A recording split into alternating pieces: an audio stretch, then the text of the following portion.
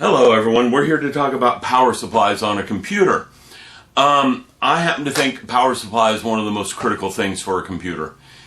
Mainly because the way processors work.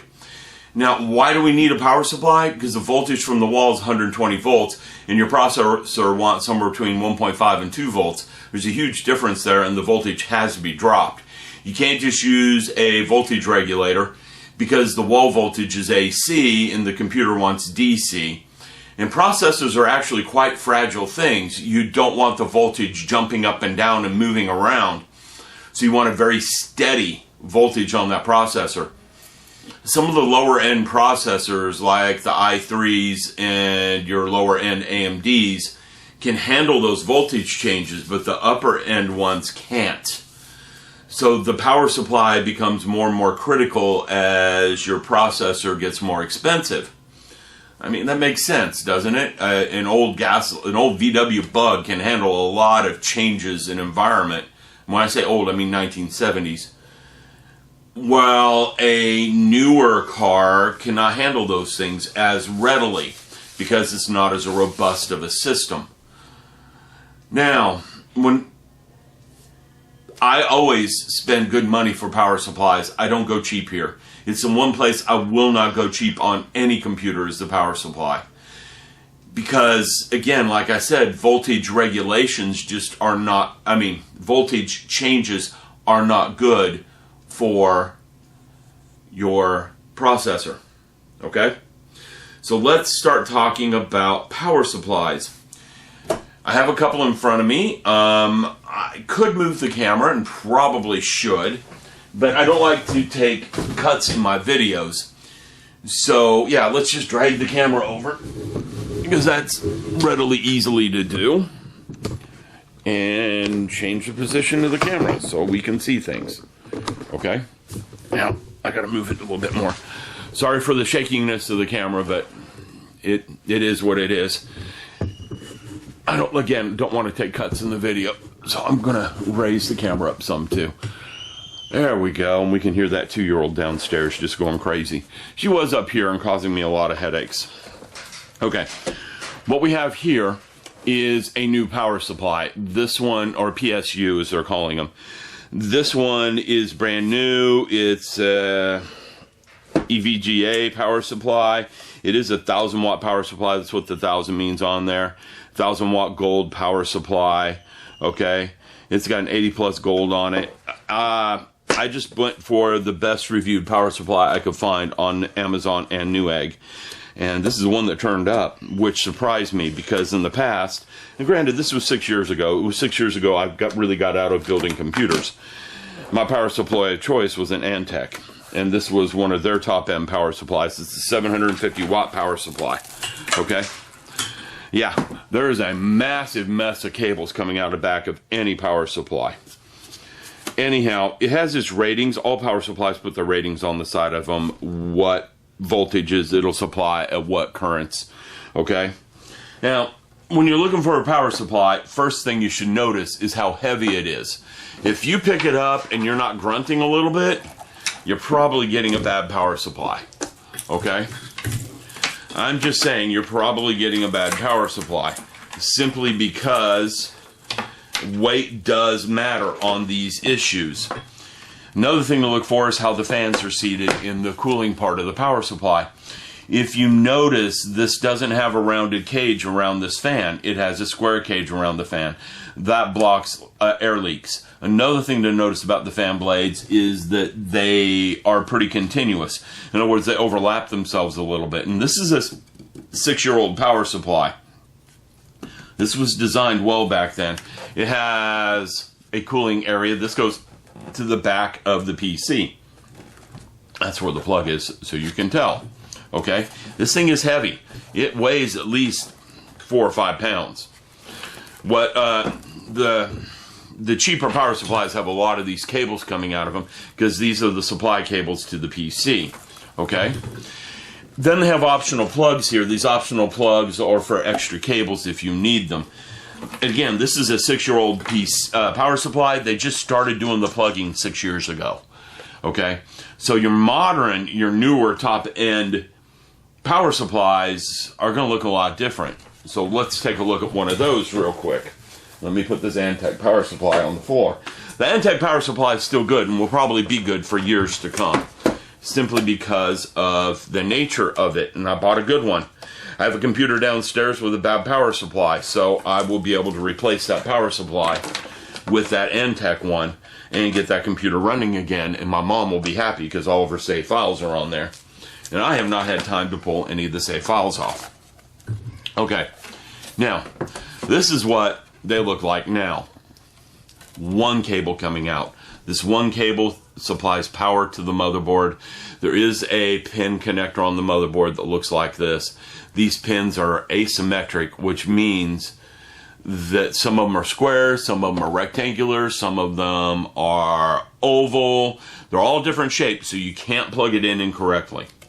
And on the back of this thing, you have a list of accessory cables, and the box for the power supply came full of these accessory cables. I know we're doing black on black here. Let me reach over here. I can correct that a little bit, and this will probably help some. Let's get a white background back there. There we go. I should plan all this out beforehand, right? But anyhow, you can see, again, we have plugs all over this. It has the power ratings.